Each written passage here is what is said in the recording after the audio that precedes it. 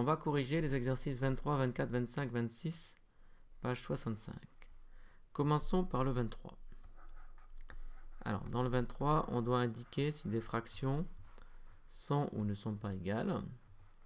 Pour ça, on peut regarder si on peut appliquer la règle entre les deux fractions. Règle qui permet non seulement de prouver que deux fractions sont égales, mais aussi, en réfléchissant un peu, ça nous permettra de montrer que deux fractions ne sont pas égales. Regardons d'abord le petit a. Alors, pour le petit a, on a 2 tiers que l'on veut comparer à 14 sur 21. Si on fait 2 fois 7, ça donne 14. Est-ce qu'on peut appliquer x 7 en bas? Eh bien oui, 3 fois 7, ça fait 21. Donc forcément, ces deux fractions sont égales. Ces deux quotients sont égaux. Alors passons au petit b, 5,1 sur 4, que l'on veut comparer à 51 sur 40. Cette fois-ci, pour passer de 5,1 à 51 par une multiplication, il faut multiplier par 10. Et il se trouve que ça marche bien en bas aussi, parce que 4 fois 10, ça fait bien 40. Par conséquent, les fractions sont égales. Pour le petit c, si on regarde 4 tiers par rapport à 20 sur 18, ici, pour passer de 4 à 20, on multiplie par 5. Mais il se trouve qu'on ne fait pas, vous voyez que si les fractions étaient égales, on ferait 3 fois 5 ici, et c'est pas 15 qu'on a, autrement dit, ici, on n'a pas fait x 5. Donc pour que les fractions soient égales, il faudrait qu'on ait 15 ici, comme on n'a pas 15, c'est que les fractions ne sont pas égales, donc forcément ici, les fractions sont différentes. Passons à l'exercice 24. Alors, on essaie d'appliquer la règle. 4 fois 3, 12. 3 fois 3, 9. Donc ici, c'est 9. De gauche à droite, on a multiplié par 3. Dans le petit b, c'est pareil. 2 fois 3, 6. Donc 7 fois 3, 21. On a multiplié par 3 de gauche à droite. Donc si on le fait en haut, il faut aussi le faire en bas. Ici, pour le petit c, on va aller de droite à gauche. De droite à gauche, de 28 à 7, on divise par 4.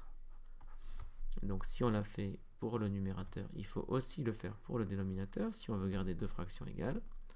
Donc 20 divisé par 4, ça donne 5. Par conséquent, ici, c'est un 5. Donc ici, il faut diviser par 8, parce que 8 fois 8, 64. Donc on divise par 8 également ici. Autrement dit, on a 3. Ici, on divise par 9, donc il faut le faire en bas aussi. Si on divise par 9, on obtient 5.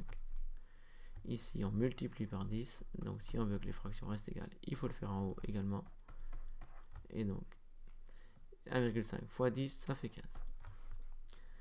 Voici donc pour le 24. Passons au 25. On demande de chercher l'intrus. Alors, regardons pour le 25. Alors, dans le 25, donc on va essayer d'écrire toutes les fractions sous forme simple pour voir si par hasard elles ne seraient pas égales. Donc si on prend par exemple, si certaines n'étaient pas égales, pour 20 sur 12, on regarde 20 et 12, on peut tous les deux diviser par 4. Donc si on divise par 4, on obtient une fraction égale et ça donne 5 tiers. Autrement dit, celui-ci et celui-ci sont égaux. Si maintenant on prend 10 sixièmes, eh bien lui, on peut le diviser par 2, en haut et en bas.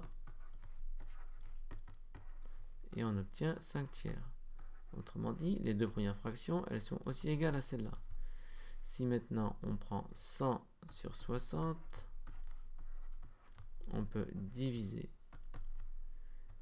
par 10 dans un premier temps. Donc on divise par 10 en haut et en bas.